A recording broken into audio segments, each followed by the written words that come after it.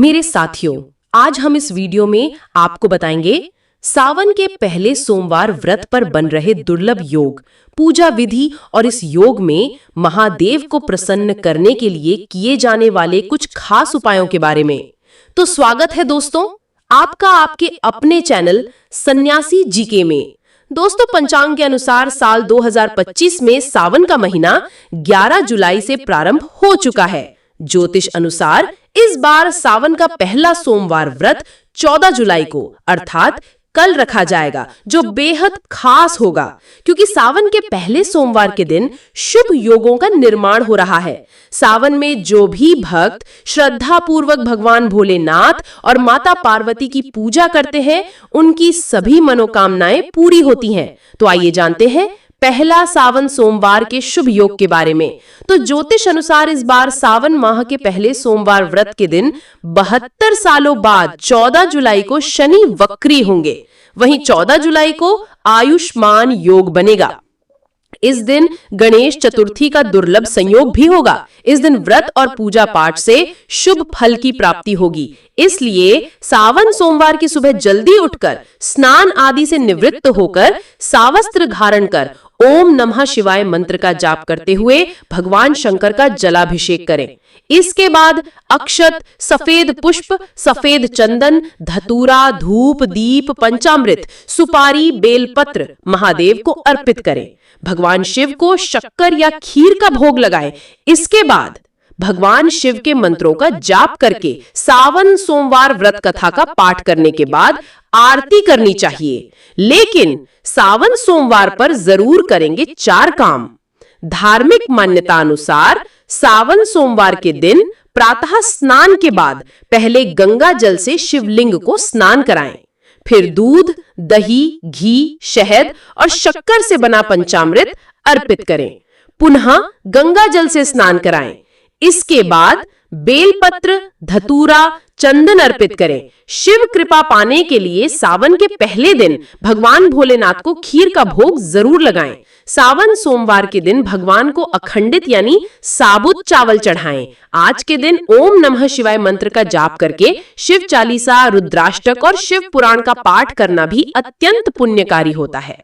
दोस्तों, सावन मास में कुछ खास चीजों का त्याग करने को कहा गया है। चाहे वह शास्त्रों से देखें, आयुर्वेद या लोक परंपराओं से, तीनों दृष्टियों से बहुत महत्वपूर्ण है क्योंकि ये त्याग न केवल शरीर को शुद्ध करता है बल्कि मन, आत्मा और ग्रहों को भी संतुलित करता है और शिव भक्ति में आपको चरम तक लेकर के जाता है।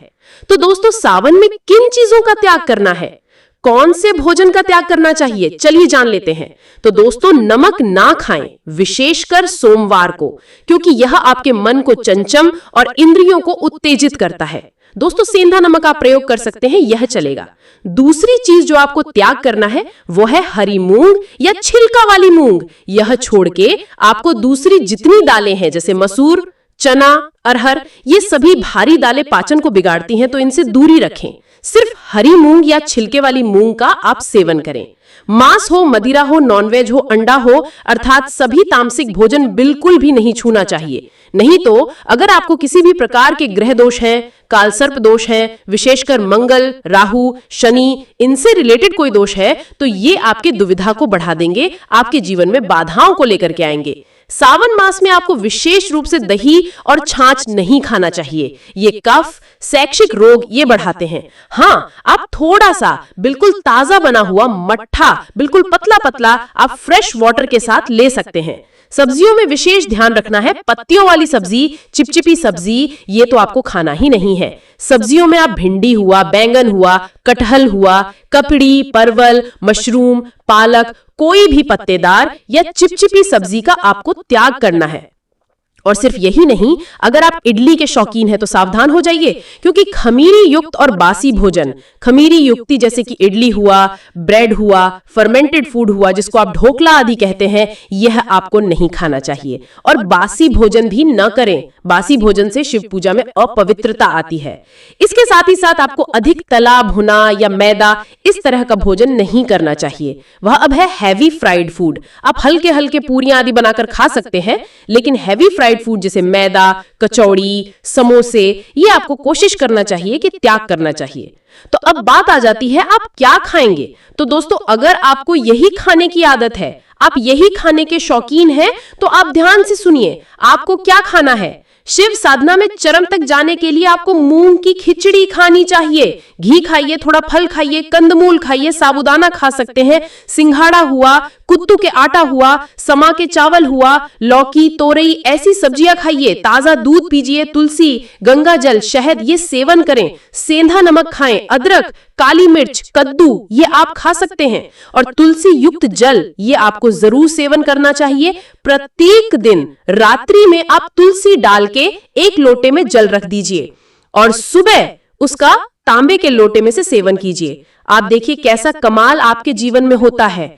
इन चीजों का आपको ध्यान रखना है, नहीं तो आप पाप के भागीदार हो सकते हैं। मेरे साथियों, अगर आप चाहते हैं कि भगवान भोलेनाथ आपसे हमेशा प्रसन्न रहें, तो एक छोटा सा उपाय जरूर कीजिएगा। वो है दोस्तों कि भोलेनाथ को समर्पित इस वीडियो को ओम नमः शिवाय बोलकर जल्दी से एक प्यारा सा लाइक कर दीजिए, क्योंकि भोलेनाथ से जुड़ा हुआ आप कोई भी अच्छा कार्य करते हैं तो भोलेनाथ आपसे बहुत प्रसन्न रहते हैं, इसलिए लाइक जरूर करें। ये भोलेनाथ का वीडियो है। हर हर महादेव दोस्तों, धन्यवाद।